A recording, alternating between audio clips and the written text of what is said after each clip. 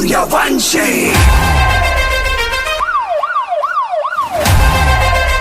দেখাতে পারিস না? এ বাল, do you know who I am? কে রে তুই? আমি 12 ফেল। Suryavanshi.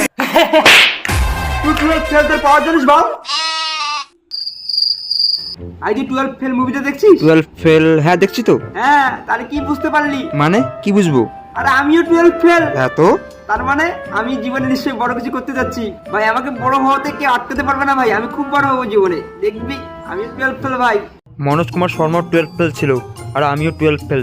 তাহলে নিশ্চয়ই আমি জীবনে কিছু একটা করতে পারবো। আরে বেবি, তোমার বাবাকে বলে দাও তোমার আর আমার বিয়ে কেউ আটকাতে পারবে না। হ্যাঁ, কারণ আমি 12 ফেল। আমরা কিছু বুঝতে পারলে না? আমি লাইফে অনেক বড় কিছু করতে যাচ্ছি। এটা লিখে নাও, একদম লিখে নাও। আরে মা, আগে তোমার আত্মীয় করে খুব খাপাতো না যে তোমার ছেলে 12 ফেল। এখন তুমি গর্ব করে বলতে পারবে যে তোমার ছেলে 12 ফেল। একদম গর্ব করে বলবে। এ তাতান, তুই নেশা করে আছিস নাকি?